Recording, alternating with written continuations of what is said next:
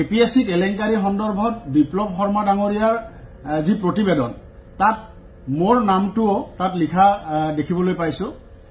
এগৰাকী কেলেংকাৰীত অভিযুক্ত শইকীয়া নামৰ এজন অভিযুক্তৰ স্বীকাৰোক্তি এটা সংলগ্ন কৰা হৈছে তাত।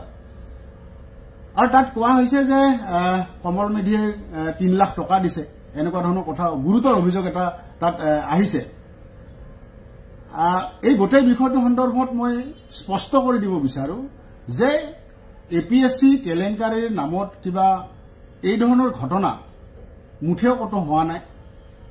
এজন মানুহ মোৰ ওচৰলৈ আহিছিলে, এই শইকীয়া বোলা মানুহজন, আৰু এজন বিশেষ ব্যক্তিয়ে মোৰ ওচৰলৈ তেওঁক লৈ আহিছিলে। সেই বিশেষ ব্যক্তিজন মোৰ চিনাকি, শইকীয়াজন মোৰ চিনাকি নহয়। তেখেতে আহি মোৰ লগত চিনাকি কৰাই দিলে আৰু শইকীয়া বোলা মানুহজনে ক'লে যে তেখেতে অখিল গগৈৰ ঘৰৰ পৰা আহিছে আৰু অখিল গগৈ মোৰ লগত কথা পাতিব দিছে বুলি ক'লে। মই তেতিয়া সুধিলো যে কথাটো কি? কথাটো হ'ল যে ৰাকেশ পালে এবাৰ অখিল গগৈ বা মোৰ লগত কথা পাতিব বিচাৰে, এই কথাটো তেখেতে কৈছে। তেওঁৰ প্ৰস্তাৱটো হ'ল যে অখিল গগৈ বা মোৰ লগত ৰাকেশ পালে এবাৰ কথা পাতিব বিচাৰে। তেতিয়া মই ক'লো যে আপুনি অখিলদাৰ লগতে কথাটো পাতক, আৰু এইটো কথা সাংগঠনিকভাৱে আমি এনেকে পাতিব নোৱাৰো, এই কথাও তেখেতক লগে লগে স্পষ্ট কৰি দিছো। তাৰপিছত 10-15 মিনিটমান সময় তেখেত মোৰ লগত আছে, কথা পাতিছে, আৰু তেখেতক মই স্পষ্টকে কৈছো যে এইটো বিষয়ে আমি কথা পাতিব নোৱাৰো। আৰু টকা পইচা লোৱাৰ প্ৰশ্নটো এটা গোকাত মিছা কথা। কোনো পৰিস্থিতিত টকা পইচা লোৱাৰ তাত প্ৰশ্নই নাহিলে।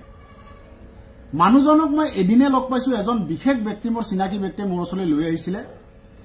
সেই 10-15 মিনিট সময় তেখেতৰ লগত কথা পাতিছো, আৰু তাৰ পিছত জীৱনত মই কেতিয়াও সেই মানুহজনক লগ পোৱা নাই। গতিকে মই কেতিয়া তেওঁৰ পৰা টকা ললো, ক'ৰ পৰা টকা ললো, কেনেকে মই টকা ললো, এই গোটেই কথাবিলাক মই এতিয়া নিশ্চিতভাৱে এইটো বিষয়টো আইনী এটা মই দিশলৈ যাব লাগিব, কাৰণ গোটেই বিষয়টো যথেষ্ট এটা বদনাম চৰ্চা হৈছে আজি, যিটো মই অনাহকতে এটা মিছা অপবাদ মোৰ ওপৰত আজি পৰিছে। গতিকে এই বিষয়টো কোনে মোক পইচা দিছিলে, কেনেকে পইচা দিছিলে, কি পইচা দিছিলে, এই গোটেই বিষয়টো নিশ্চিতভাৱে মই ন্যায়ালয়ৰ কাষ চাপিম এই গোটেই বিষয়টো লৈ। আৰু মানুহজনে বাৰে বাৰে এটা কথা কৈছিলে যে তেখেতে অখিল গগৈৰ ঘৰৰ পৰা আহিছে আৰু মোৰ লগত অখিল গগৈ কথা পাতিব দিছে। এই কথাটো প্ৰতিবেদনখনতো এই কথাখিনি লিখা আছে, আৰু অখিলদাৰ ঘৰৰ পৰা আহিছে বুলি কোৱা কাৰণেহে মই কথাটো অলপমান এইখিনি সময়ত তেওঁৰ লগত কথা পাতিছিলো। আৰু তাৰ পৰৱৰ্তী সময়ত অখিলদাক মই সুধিছিলো, অখিলদাই কৈছে হয় মানুহ এজন আহিছিলে, এনেকে এনেকে কথা পাতিব আহিছিলে, এনেকে কৈছিলে।